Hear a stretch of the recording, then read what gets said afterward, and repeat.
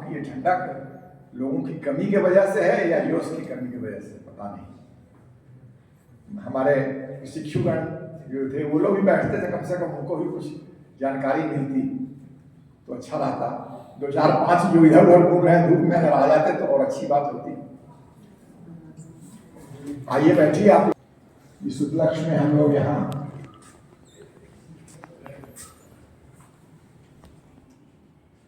कार्यरत हैं, उसका बहुत बड़ा परिचय तो मिल ही चुका है आप लोगों को। वो जो अभी एक चलचित्र ही कह सकता हूं मैं उसको, जो दिखलाया गया, उससे ब्रजकिशोर बाबू के बारे में बहुत कुछ जानकारी आपको प्राप्त हुई होगी। ब्रजकिशोर बाबू एक ऐसे व्यक्ति रहे हैं जिसको समकालीन बिहार का समाज कम ही जानता है। व्यक्तिगत रूप में मुझे ये कहने का साहस हो रहा है कि जब तक मैं भी इस बिहार विद्यापीठ से जुड़ा हुआ नहीं था, तब तक मुझे ब्रजकिशोर बाबू के बारे में बहुत ज्यादा जानकारी नहीं थी। लेकिन आज बिहार विद्यापीठ से इतना मैं जानता हूं कि जब उनकी चर्चा होती है तो सर अपने आप झुक जाता है उनके प्रति सम्मान के लिए। और मुझसे ज्यादा तो आपने बता दिया ब्रजकिशोर बाबू के बारे में, अब ज्यादा मैं क्या बता सकता हूं, फिर भी मेरा प्रयास रहेगा।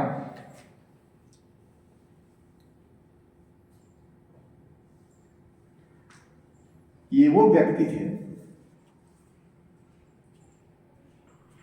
जिन्होंने राजेंद्र बाबू को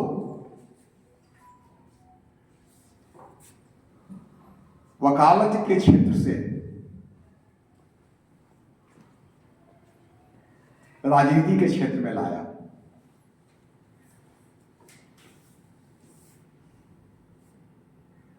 देशरत्न डॉक्टर राजेंद्र प्रसाद जी से ये उम्र में भी बड़े थे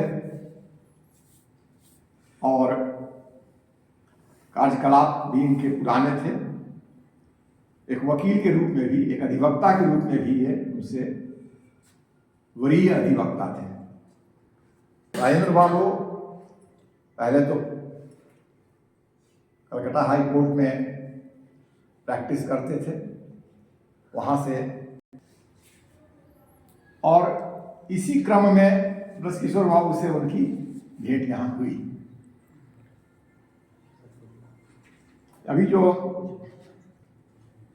आपने देखा उसमें सारा वर्णन है कि कैसे और किन कारणों से यहां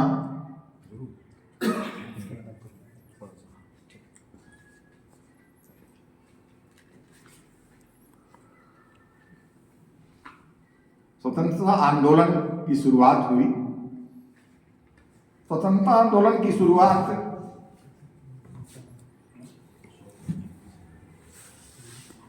में बिहार का जो योगदान था वो चंपारण से ही शुरू हुआ, और चंपारण से इसलिए शुरू हुआ, ये सब बातें अभी तुरंत हुई हैं इसलिए आपको आपके मन मस्तिष्क में भरा ही होगा कि वहां हर बीघे पर 3 कट्ठा जमीन गरीब किसानों को नील की खेती के लिए देना पड़ता था, और गरीब किसान उससे लाभान्वित नहीं होते थे बल्कि उससे उनका घाटा ही होता था हर हाल में, और इससे उनका शोषण होता था। शोषण होने के चलते उसकी पराकाष्ठा होती जा रही थी। तब आज कुमार सुल्लू जी जिसकी चर्चा अभी उन्होंने अभी तुरंत हुई है, उन्होंने मोहनदास करमचंद गांधी जो बाद में महात्मा गांधी भी बने, और जब उनका कार्य क्षेत्र यहाँ चंपारण हुआ और चंपारण के एजिटेशन को उन्होंने लीड किया, उसके बाद वे मोहनदास करमचंद गांधी से बापू बन गए। बापू नाम यही उनको मिला, ये संबोधन उनको यही मिला चंपारण एजिटेशन में। और उस चंपारण एजिटेशन के फोरफ्रंट में तो महात्मा गांधी थे ही, लेकिन उनके दाएं बाएं जो लोग थे उनमें हमारे बाबू ब्रजकिशोर प्रसाद जी, डॉक्टर राजेंद्र प्रसाद जी, ये लोग भी अग्रगण्य ही माने जाते हैं।